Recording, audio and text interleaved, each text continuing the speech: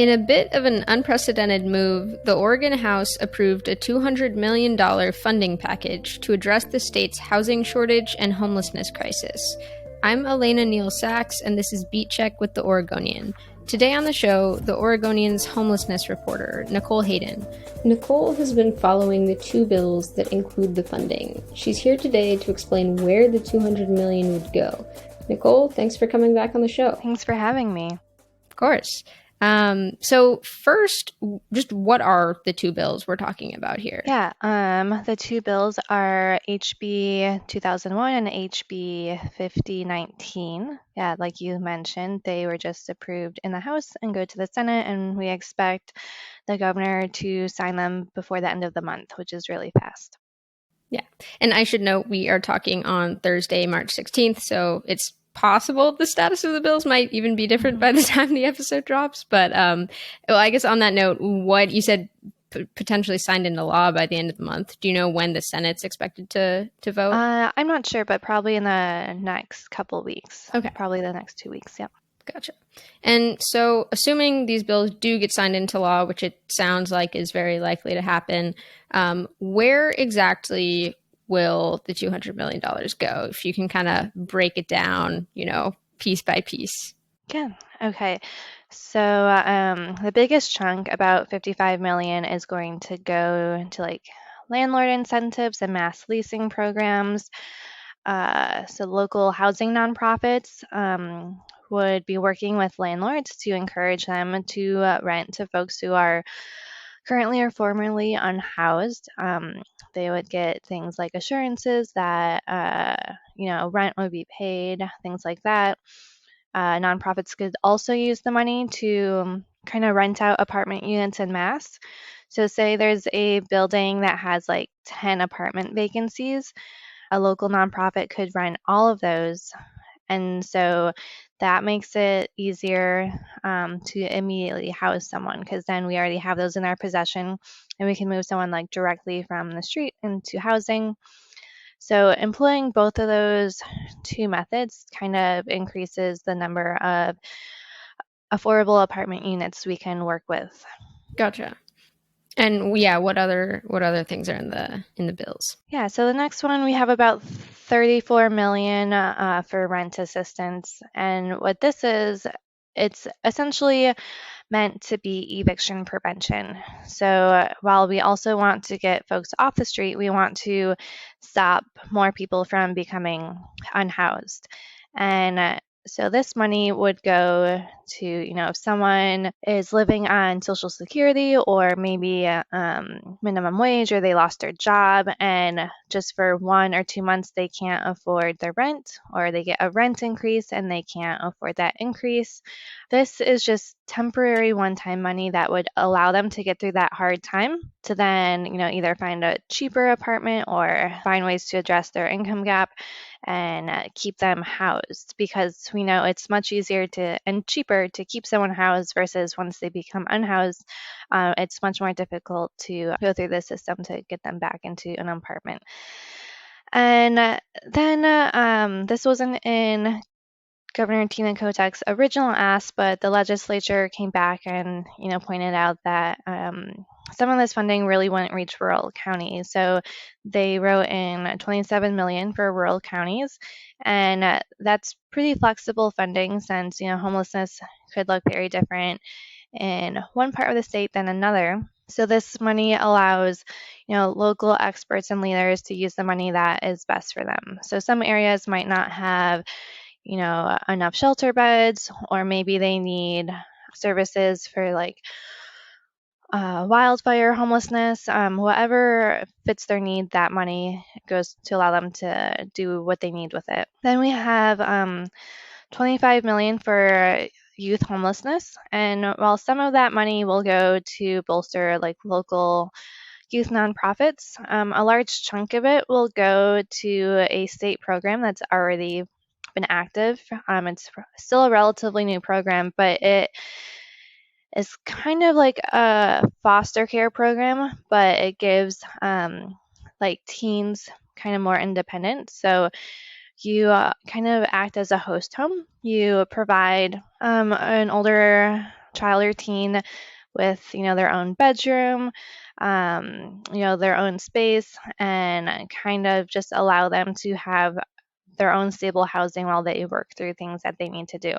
And then there is about 24 million to add shelter beds throughout the state. And this equates to about 600 shelter beds.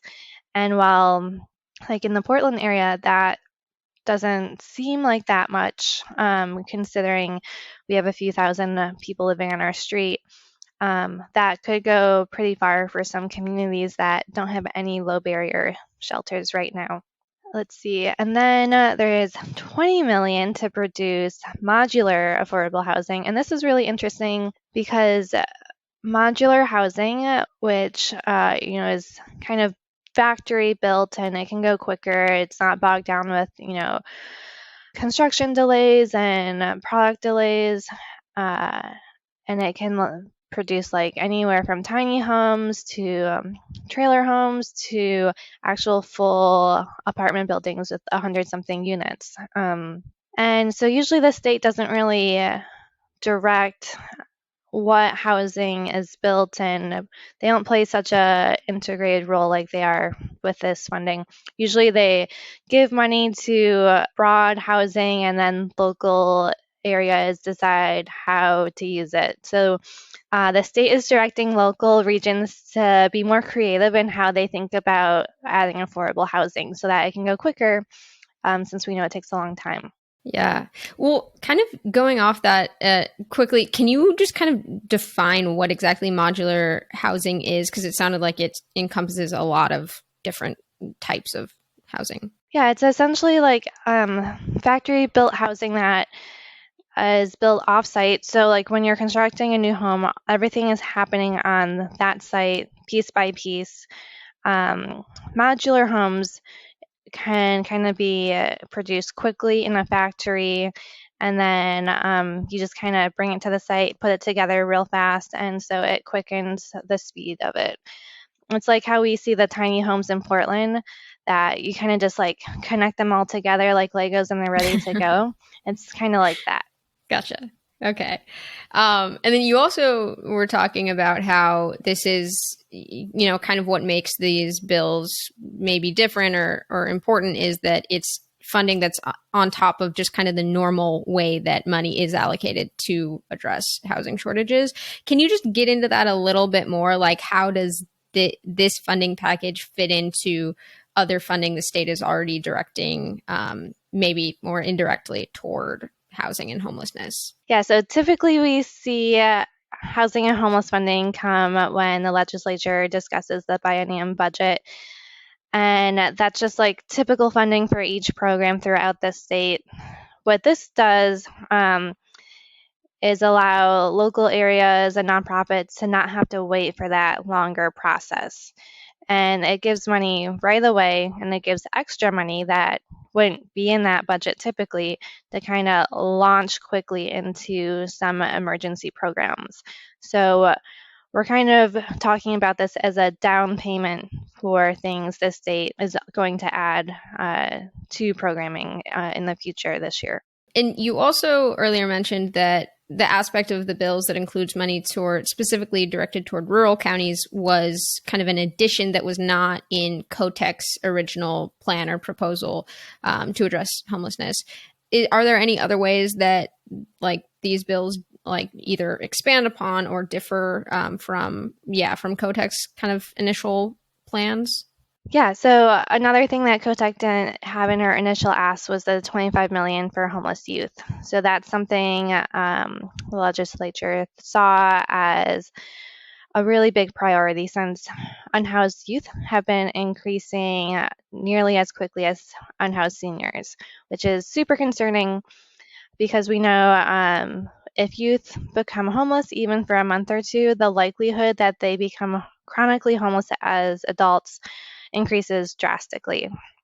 So having early preventative measures kind of stops that process in its place, but also, youth are really more prone to become victims of like human trafficking, assaults, things like that. And so anything we can do to kind of pull them inside, get some supports, and make them feel safe is something that's really important to a lot of service providers right now. Yeah.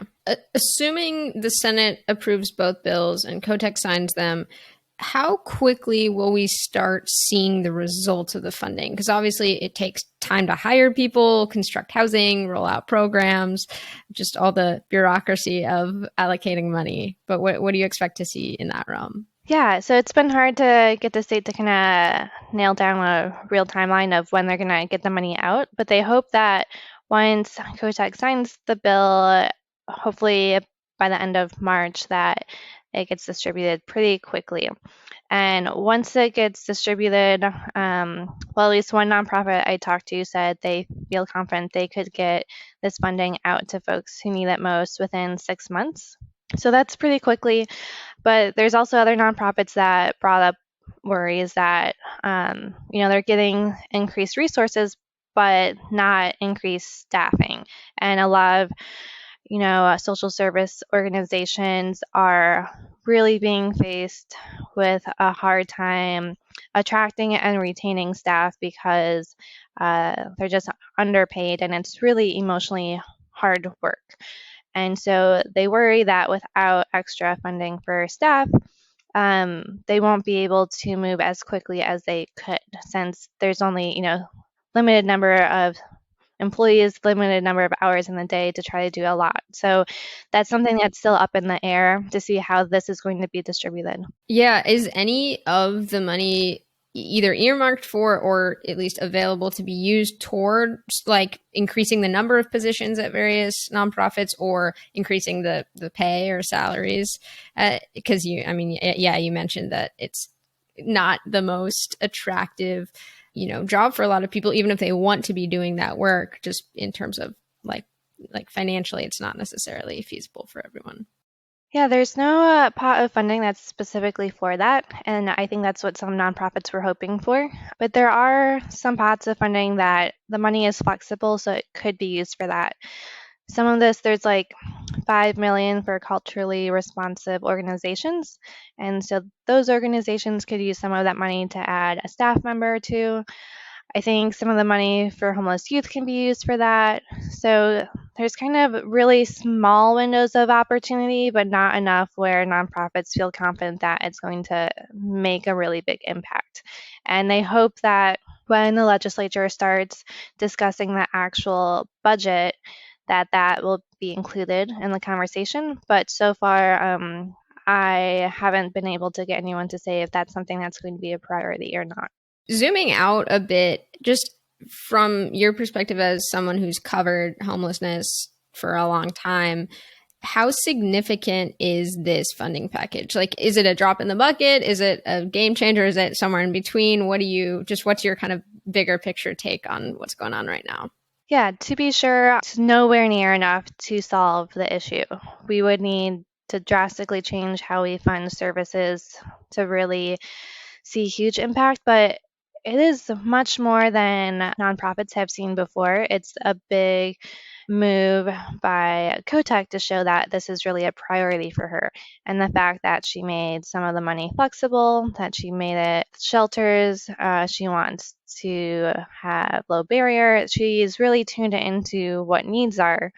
And for the people this helps, it will be a huge deal. So, it's supposed to help 1,200 people get off the street and into housing. For those 1,200 people, it will be life-changing. For the, more than 5,000 people that it hopes to keep housed and not get evicted, that's a pretty big number and huge for those folks. So it is a really big deal. It's money that, local governments haven't seen before. So people are pretty excited about it, and it's really making folks feel hopeful. Well, speaking of hope, you also just published an article like today or yesterday. Can't keep track.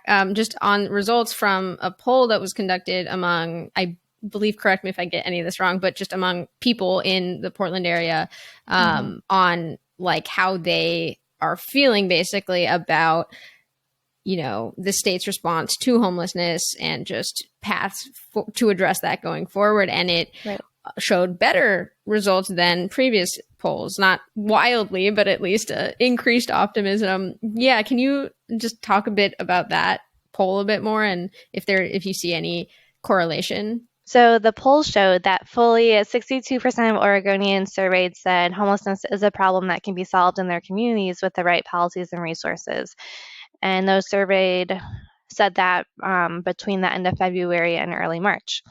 So if we go backwards into 2020, only 57% had that feeling, and in 2019, 53% said that. So, maybe like 5% increase in hope might not seem like much, but considering that, folks are feeling like there was no solution and why even try, any kind of extra hope, I think, is a good mark. And then the poll also showed that people were really supportive of, diverting this emergency money to homelessness. They felt it was, being put to good use. And another thing the survey showed is a slight change in people's understanding of what leads to homelessness. And while a prior survey showed that, most people kind of understood drugs and mental illness as the leading factor, and fewer people understood it as affordable housing was the major contributor, slightly few more people now understand that housing is the biggest contributor. And I think, it's important to understand how we got here to this homeless crisis, because, that's how we'll set policies to get out of it. Yeah. Well, those were all the questions I had. Is there anything else you wanted to mention that we didn't touch on? No, you asked some great questions. I think it will be exciting to see how, rural counties use the funding. And I think it'll be interesting to see how the Portland area kind of uses this money too. So I think it'll be great because, Portland is opening some alternative shelters right now, and we have a lot of interesting things going on. So any more money to do that is an exciting thing to see. Yeah. Well, Nicole, thank you so much for your reporting and for coming back on the show. Thank you for having me. All right. Thank you for listening to Beat Check with the Oregonian. To stay up to date on all things housing and homelessness, check out Nicole's reporting at OregonLive.com. As always, if you like our show, let us know by leaving a 5-star rating in Apple Podcasts. And one more thing, Beat Check is taking a break after this episode as we prepare to bring you a new 6-part limited series called The Unidentifieds. You'll be able to listen to the series soon, right here in the Beat Check feed. Until then, take care.